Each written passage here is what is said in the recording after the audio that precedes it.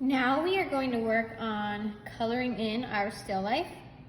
We are going to be using warm and cool colors and also crayons and color pencils. We're not going to be using markers for this because I need you to show me that you can learn and how to shade. So you have darks and lights of a color, and that's much more difficult to do with markers, so we're going to be using crayons and color pencils. You are going to be using one group of colors for the bowl of apples and the cloth, and then the other group of colors for the background. Since I accidentally got a little line of green in the background, I'm going to use cool colors for my background, and then I'm going to use warm colors for my apples, bowl, and cloth here. If you want to have your table be a part of that too, that's fine. Otherwise, you can just color it brown, which is what I'm planning to do. Okay, we're doing this so that we have contrast. Contrast is things look different. So this is really going to pop out if I'm using a different group of colors than my background. Okay, if you're using warm colors, then your apples are probably going to be reds and yellows, right? Because we have red and yellow apples. If you're using cool colors for your apples, they're probably going to be mostly green because you don't have a lot of blue or purple apples out there. So be thinking about that when you choose which group of colors you want to use for which part, okay? So if you can see on these apples, we've got darker parts and we've got lighter parts. I want you to show me how you can make your drawing have darks and lights values. Values how dark or light a color is, okay? So if I want this to be really dark, I'm gonna press really hard, hefty, hefty, hefty. Hefty, hefty, hefty. Not wimpy, wimpy, wimpy. We don't want any wimpy coloring here like that, okay? Pressing hefty, hefty, hefty. I'm trying my best. One of the rules in the art room is to try your best. So I don't expect it to be perfect, but I do expect you to try your best. Okay, so it's a little bit darker over here, a little bit darker over here. So that's where I'm pressing the absolute hardest. Again, you can use crayons or color pencils for this. Now I might pick a little bit lighter color. You can throw some oranges in there. There's some oranges where it kind of mixes between reds and yellows. And you don't have to make it look exactly like the coloring on the picture. I just want you to show me that you can make darks and lights, okay? So now I'm gonna throw some yellow in. And if you want it to be lighter, just press a little bit lighter, okay? It's okay if you're not all muscly all the time. Super hefty. We just need to make sure that it's filled in all the way. And then it has lights and darks. I might come in with my red back on top. Kind of put some of that in there.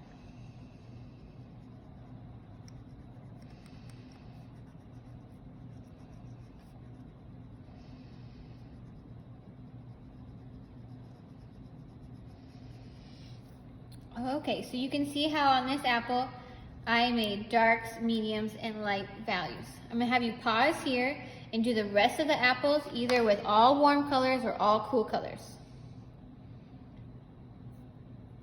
Now we're gonna shade the bowl. Again, if I use warm colors here, I'm using warm colors here. If I do cool colors here, cool colors are here. You can do a solid color on your bowl, or you can do a pattern if you want to. Maybe I will throw in, I'm gonna throw in a couple polka dots. I love a good polka dot. So I'm just gonna do a row of polka dots here. Still using all warm colors, because that's what I chose. You are gonna either use all warm colors or all cool colors.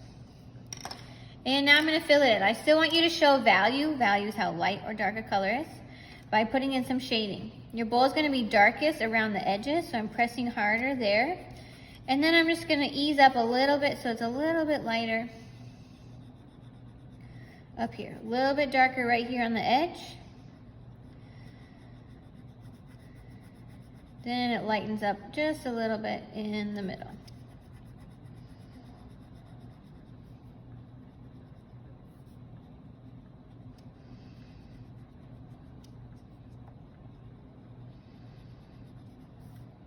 Also, this part back here should be super dark because it's going to have the shadow of the apples on it. So you get the idea. You're gonna, if you wanna add a design to your bowl, you can surely do that. And then you're gonna shade it dark on the edges and then get a little bit lighter toward the middle. Go ahead and pause the video now and work on that.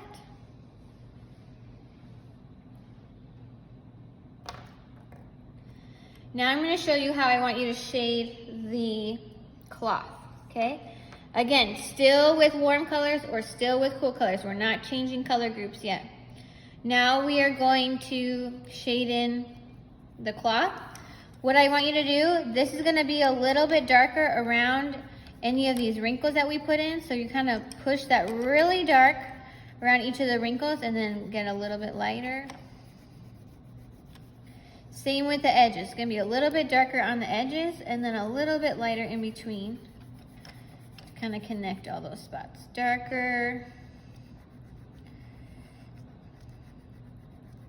And fade it out. Don't just have it be like a dark stripe around there. We don't want it to just look like this, like an outline with it really light next to it. You need to fade it out. So press harder and then slowly get a little bit lighter, a little bit lighter, a little bit lighter.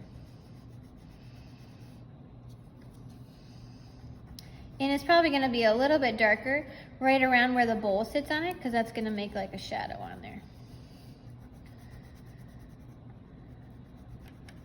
Okay, I'm going to have you pause the video there and then we will come back and talk about the background.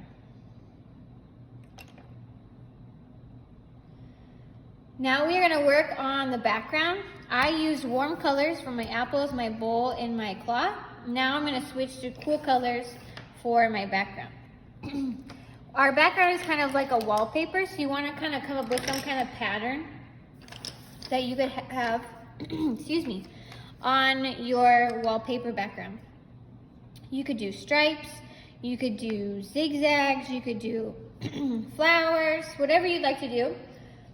If you want to use a ruler for any of that, you can surely do that.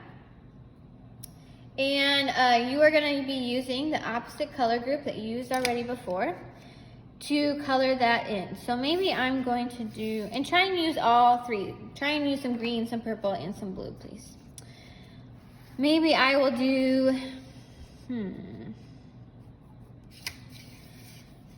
some blue diamonds.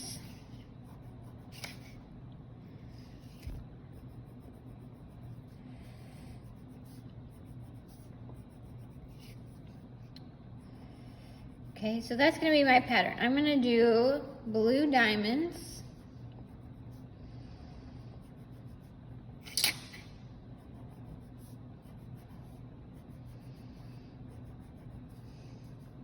I'm not going to do the whole thing. You don't need to watch me do the whole thing to get the idea. But blue diamonds here. And they're going to be filled in with purple.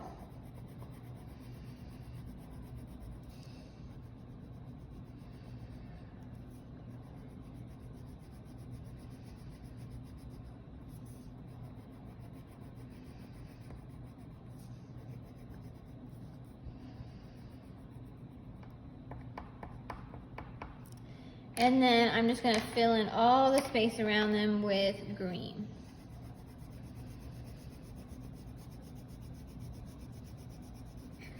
All right, and I would go and do the whole background like that. So I'm going to have you pause it here and work on your background.